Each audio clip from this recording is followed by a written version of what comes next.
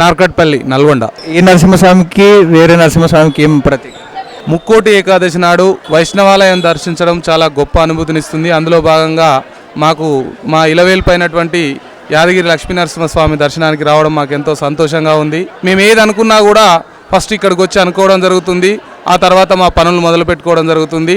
అందులో భాగంగా ఈరోజు ముక్కోటి ఏకాదశి సందర్భంగా ఇక్కడ రావడం జరిగింది. చాలా నరసింహస్వామి ఆలయాలు ఉన్నాయి కదా, మరి ఈ నరసింహస్వామి ఆలయానికి రావడానికి ఎక్కువ మంది జనాలు రావడానికి కారణం? ఇది స్వయంభూ దేవాలయము.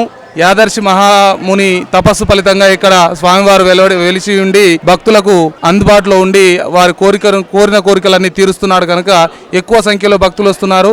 అదేవిధంగా తెలంగాణ ప్రభుత్వం ఏర్పడ్డాక ఈ యాదాద్రి ఆలయం కూడా నూతన రూపులు సంతరించుకోవడం వల్ల భక్తుల రద్దీ కూడా పెరిగి వివిధ ప్రాంతాల నుంచి వచ్చే ఇప్పుడైతే ఇంకా గవర్నమెంట్ మారినాక ఆర్టీసీ బస్సులో మహిళల ప్రయాణం ఉచితం అనేసరికి ఇంకా భారీగా దూర ప్రాంతాల నుంచి ఈ రోజు అయితే నేను చాలా మందిని చూశాను.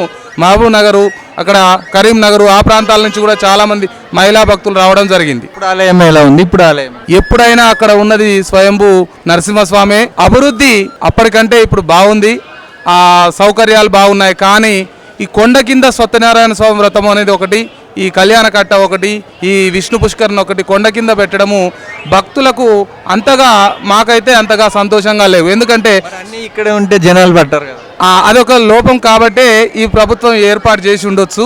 కానీ మాకైతే అదొక వెలితి. ఎందుకంటే కోట్ల మంది కోరిన కొంగు బంగారం నరసింహస్వామి.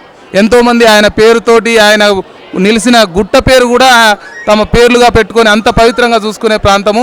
ఆ ప్రాంతంలో నిద్రించాలి, ఆ ప్రాంతంలో తలనీలాలు సమర్పించుకోవాలని ఒక భక్తులకైతే ప్రగాఢ కోరిక ఉంటుంది.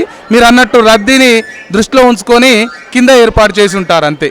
పైన చేస్తే ఇంకా బాగుండు. ఇంకా కొంత ఇప్పుడు ఎట్లా కొన్ని శిలలు తొలగించి కట్టడాలు చేసిరు కదా, అలానే గుట్టను కూడా కాస్త విస్తరణ చేసి దీనికి ఆనుకోనే చేస్తే ఇంకా బాగుండేనేమో. 7 గోపురాలు ఒకటే స్టోన్తో కట్టారండి. అవును అవును, దగ్గరుండి కేసీఆర్ పనులు చేయించాడు. కేసీఆర్ చేయించాడు ఎవరైనా ఒక. కాకపోతే ప్రభుత్వ సొమ్ముతో కాకుండా ప్రజల నుంచి, ఇంతకుముందుకేమో రాజులు వాళ్ళు పోషించేవాళ్ళు, ఇప్పుడు ప్రజలే ప్రభులు కాబట్టి ప్రజల నుంచి విరాళాల ద్వారా నిర్మించాలి. కానీ ప్రభుత్వం ఒక అది సదాశయమే. ఆ ఆశయంతో ప్రభుత్వం ఆశయంలో భాగంగా మన తెలంగాణలో కూడా ఒక ప్రముఖ వైష్ణవ క్షేత్రం ఉండాలి, ఆ ఉన్న క్షేత్రాన్ని బాగా అభివృద్ధి చేసుకోవాలనే ఉద్దేశంగా ఈ కార్యక్రమం చేపట్టినందుకు మేము కూడా ఆనందిస్తున్నాము. అలాగే జిల్లా కూడా దేవుని పేరు పెట్టారు, యాదాద్రి భువనగిరి జిల్లా. అదైతే చాలా సంతోషము. ఎందుకంటే ఎన్నో కోట్ల మంది ఇలా వెళ్ళిపోయిన యాదగిరి నరసింహస్వామి పేరు మీద యాదాద్రి భువనగిరి జిల్లాను ఏర్పాటు చేయడం కూడా చాలా సంతోషంగా ఉంది. ధర్మపురి ఆడ కూడా నరసింహస్వామి ఉన్నాడు, కానీ ప్రత్యేకంగా చొరవ తీసుకొని కేసీఆర్ గారు యాదగిరిగుట్టను అభివృద్ధి చేశారు. కేసీఆర్ గారు రాకముందు నుంచే 1947 స్వాతంత్రం తర్వాత నుంచే ఇక్కడ అభివృద్ధి అనేది మొదలైంది. ఎంతో మంది దాతలు వందల సంఖ్యలో సత్రాలు నిర్మించడం జరిగింది. లక్షలాది మంది భక్తులు కూడా దర్శించుకోవడం జరుగుతుంది.